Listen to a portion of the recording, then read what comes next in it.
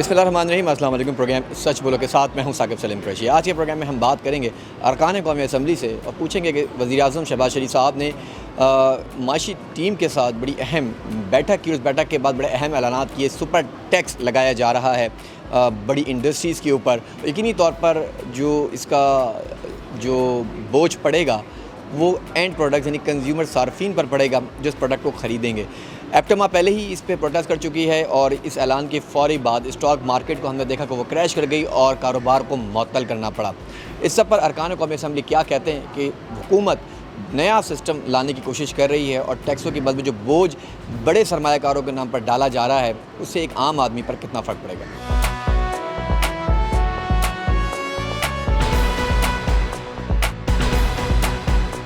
ناظرین صاحب فرمائے گا کہ شہباز شریف صاحب نے آج بڑی تقریر کی لمبی ایک بار پھر معاشی ٹیم کے بعد، اور اس میں انہوں نے اعلان کیا کہ 2000 ارب روپے کا ٹیکس جو ہے وہ آتا ہے لیکن وہ چوری ہو جاتا ہے، اور ٹیکسوں کا نیا بوجھ سپر ٹیکس کا نام دیا گیا ہے۔ یہ سپر ٹیکس ذرا آسان لفظوں میں سمجھائیں پہلے ہے کیا؟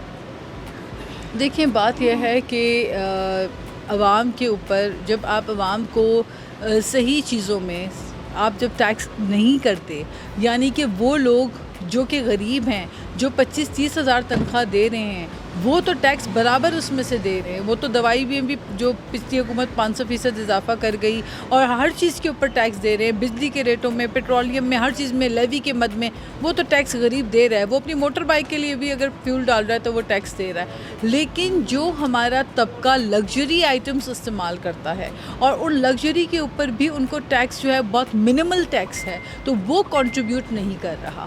اگر کوئی شخص جو ہے وہ ایک گھر رہنے کی استطاعت ہے اور اس کے بعد وہ دوسرا گھر، تیسرا گھر بھی لیتا ہے لیکن وہ ٹیکس پے نہیں کر رہا، تو وہ یہ زیادتی کر رہا ہے۔ دنیا میں کسی بھی ملک میں ایسا نہیں ہوتا۔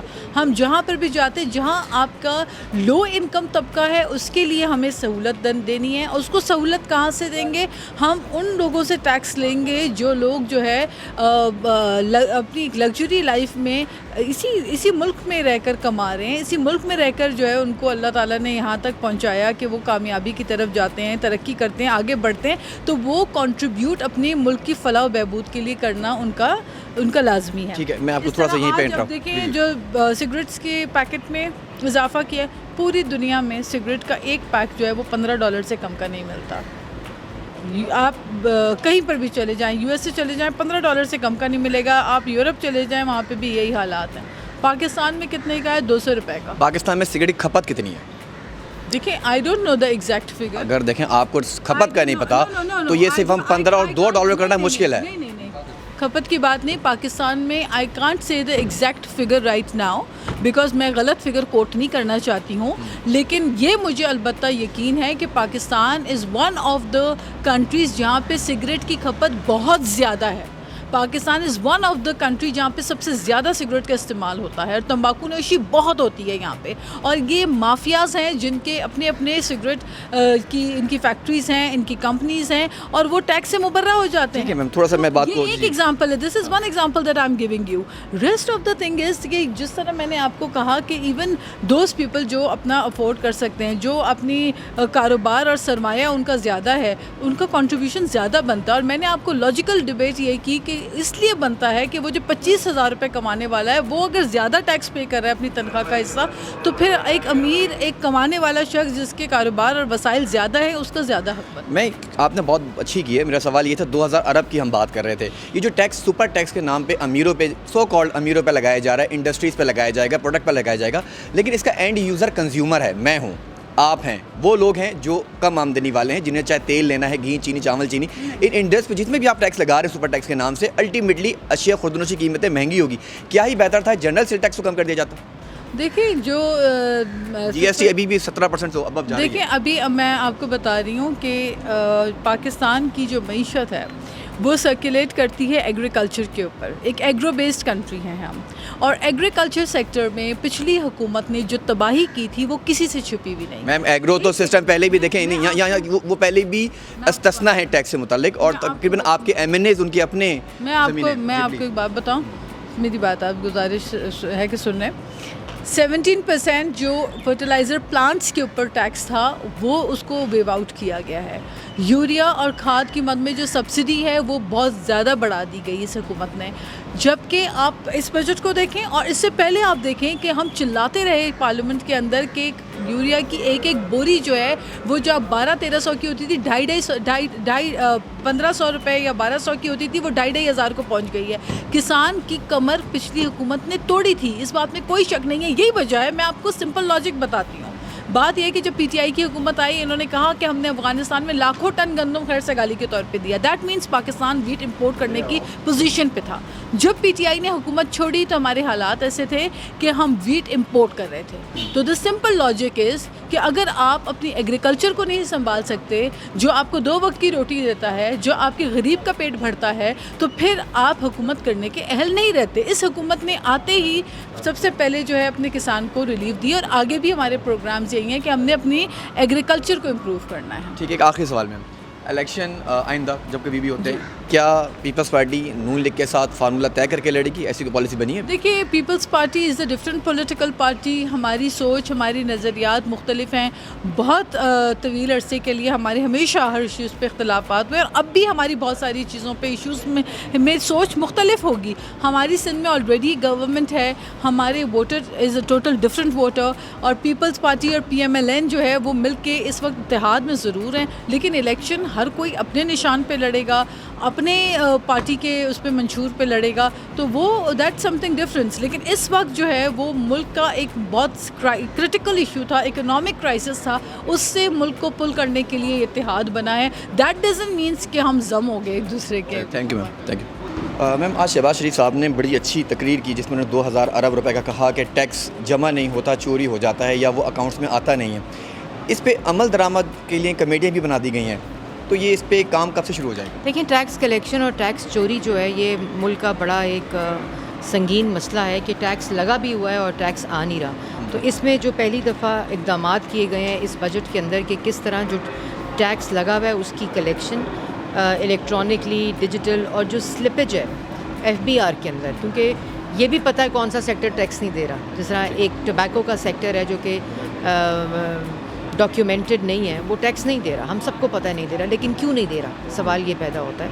اور اس وقت جو ٹیکس لگا ہے اس کی امپلیمنٹیشن اور اس کی کلیکشن کے لیے complete monitoring mechanism prime minister نے اپنی نگرانی کے اندر ایف بی آر اور فائنانس منسٹری کے اندر اس کو ایک میکنزم بنایا ہے, جس کے ذریعے جو ہم نے جتنے شعبہ جات پہ, انڈسٹری پہ, وہ انڈیویجول جن کی سرٹن انکم لیول ہے اس سے زیادہ ہے, ان تمام, اور پھر جو ایک فکس ٹیکس کی رجیم لے کر آئے ہیں لوگوں کے ریٹیلرز کے لیے, ان کی بجلی کے بلوں کے ساتھ فکس کیا گیا ہے. تو یہ وہ تمام وہ ہیں. اور پھر ایز آف ڈوئنگ بزنس کہ ٹیکس کلیکشن آسانی کے کس طرح کی جائے کہ سلپیج نہ ہو, اس کے لیے جتنے ٹولز ہیں جو کہ آئی ٹی بیسڈ ہیں, مانیٹرنگ میکنزمز ہیں, ایک نئی جدت کے ساتھ اس کو امپلیمنٹ کرنے کا ایک کاوش ہے, اور پرائم منسٹر اس کو خود مانیٹر کر رہے ہیں. ٹھیک ہے میم, پالیسیز اچھی بنائی جا رہی ہیں. اب یہ سوال یہ ہے کہ کچھ معاشی تجزیہ کار یہ بھی کہتے ہیں جو general sales tax G S T 17% ہے, اس پہ حکومت اگر تھوڑا سا کم کر دے تو کیونکہ یہ مہنگائی کا بوجھ کم ہوگا. سب سے پہلے تو آپ اس تفریق کو سمجھیں کہ یہ پہلا بجٹ ہے جس میں انڈائریکٹ ٹیکسیشن جو ہے وہ کم سے کم اس پہ انحصار کیا گیا.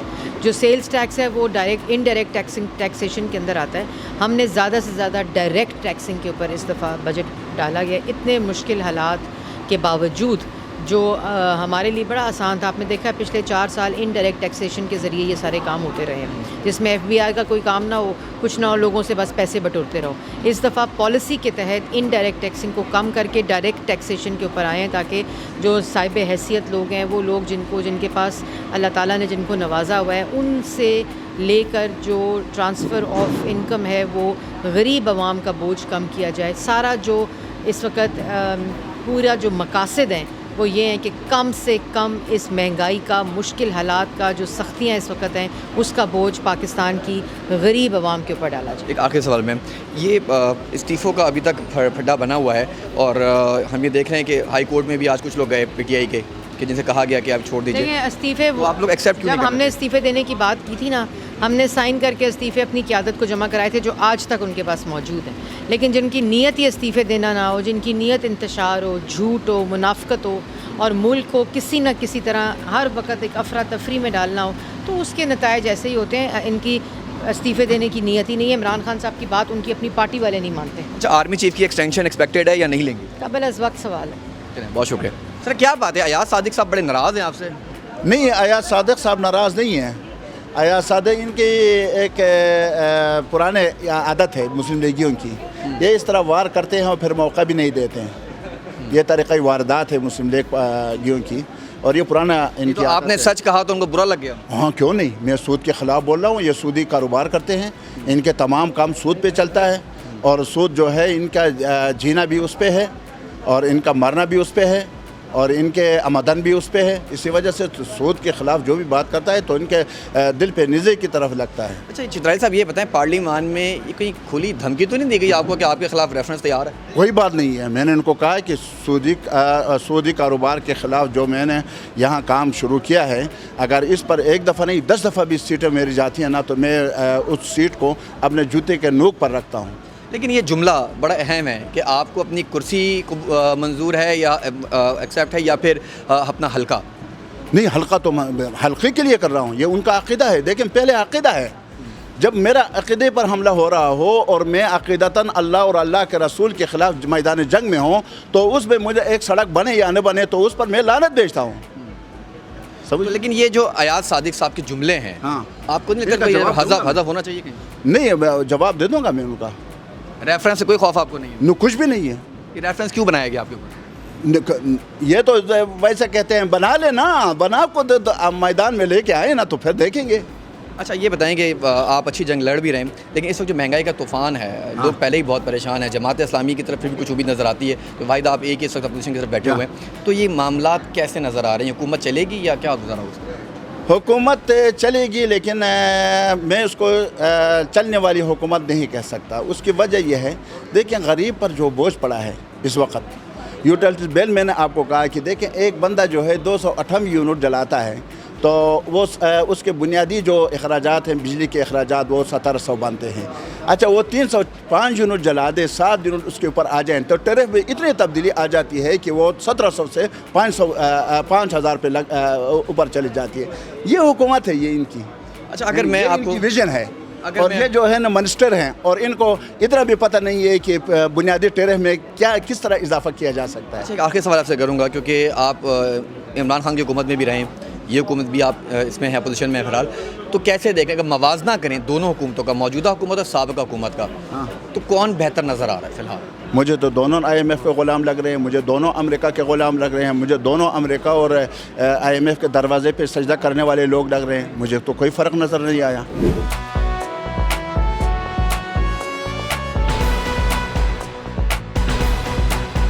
السلام علیکم میم.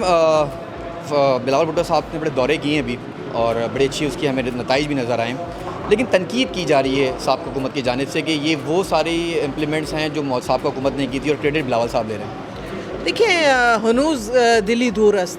ابھی جو ہے اکتوبر تک ہم اس گرے لسٹ میں ہمارے نکلنے کا امکان ہے. انڈیکیشن انہوں نے ضرور دے دی ہے لیکن اکتوبر تک وہ واچ کریں گے، یہ تو سب کو پتہ ہے. تو یہ قبل از وقت جو شادیانے بجائے PTI والوں نے کہ ہم نے کیا ہے وہ جو انہوں نے کیا ہے اسی کی وجہ سے. تو آپ دیکھیں مجھے یہ بتائیں کہ یہ فیٹف کیا ہے. فیٹف جو ہے ٹیرر فائنینسنگ کی جو ہے وہ اس کی نگیشن کرتا ہے. آپ کے ان کے اپنے 4 وزیر آن ریکارڈ ہیں. انہوں نے یہ بیان دیا خان کی حکومت جانے کے بعد کہ ہمارا بس چلے تو ہم خود کچھ بمبار بن جائیں اور لوگوں میں جا کے پھٹ جائیں.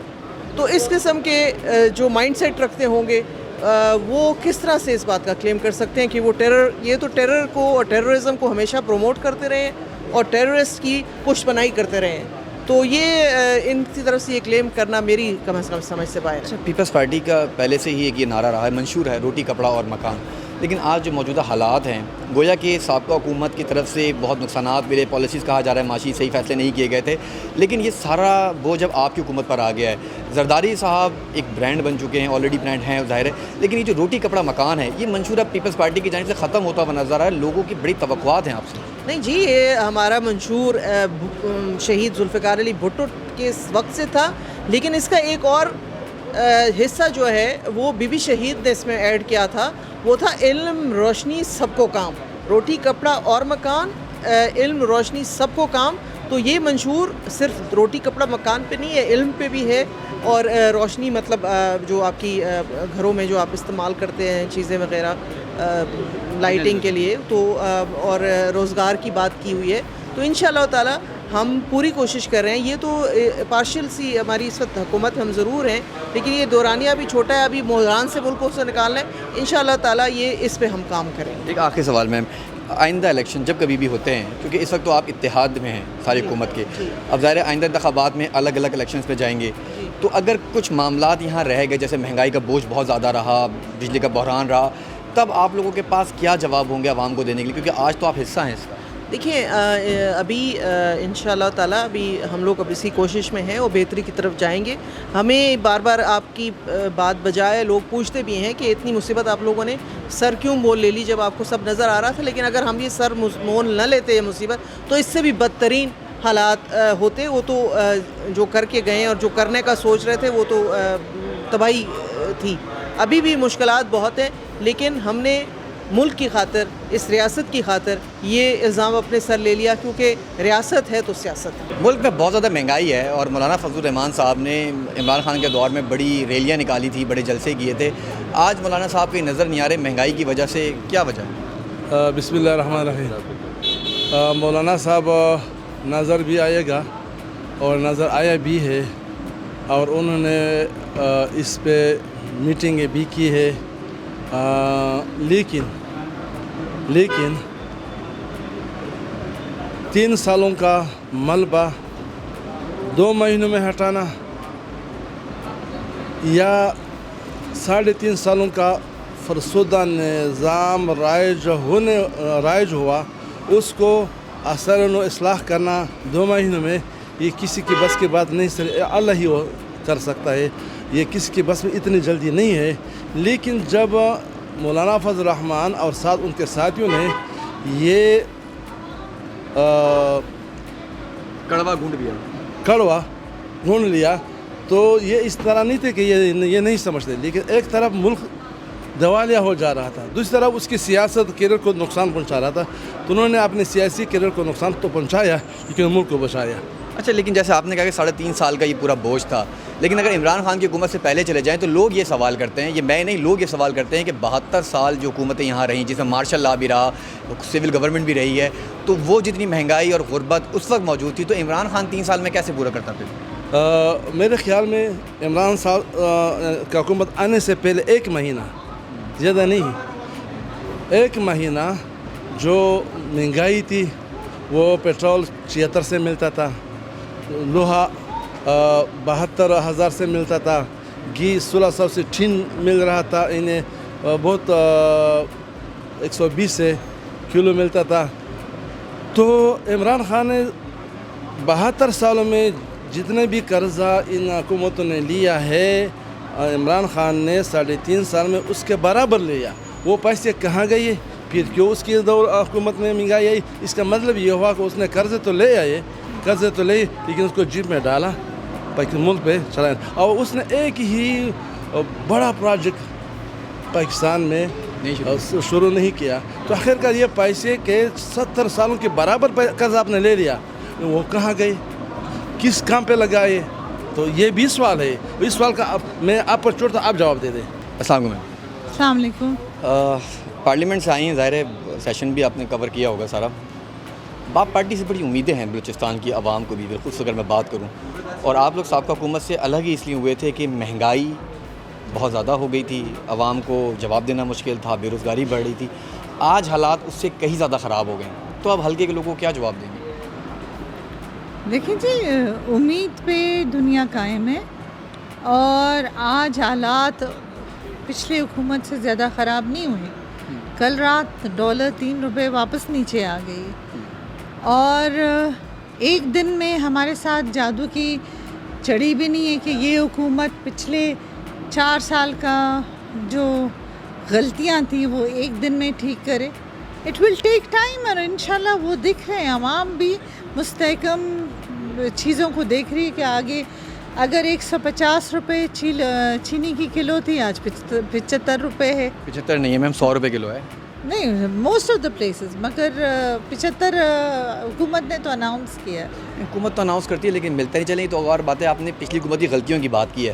عمران خان صاحب ایک غلطی بار ریپیٹ کر کے میڈیا پہ آ کے اس کو بتانے کی کوشش کرتے ہیں کہ آرمی چیف میں نے تعینات نہیں کرنا تھا، میں نے کبھی ایسی بات نہیں کی تھی. وہ غلطی ان کی سب سے بڑی ان کو معلوم ہوتی ہے جو بار وہ ذکر بھی کرتے ہیں. اب موجودہ army chief general Qamar Javed Bajwa صاحب، ان کی ایکسٹینشن کو لے کر حکومت کا کیا پلان ہے؟ دیکھیں جی، یہ آپ نے سوچ کے جواب دینا ہے، کہیں ایسا نہ ہو پھر کل مسئلہ ہو جائے. میں مسئلے کی بات نہیں، وہ ہمارے بڑے ہیں، ہم ان کا احترام کرتے ہیں. انسٹیٹیوشنز کو اور انسٹیٹیوشنز کے بڑوں کو لانا اور سیاست میں اور ان کا نام لینا، میں نہیں سمجھتی ہوں کہ یہ چاہے پرائم منسٹر ہو یا کسی پولیٹیشین کا کام ہو. یہ ان کا کام ہے، وہ اپنے انسٹیٹیوشنز میں ہیں اور نہ ہم ان کا نام لیں. وہ ہمارے محافظ ہیں اور پاکستان کے محافظ ہیں.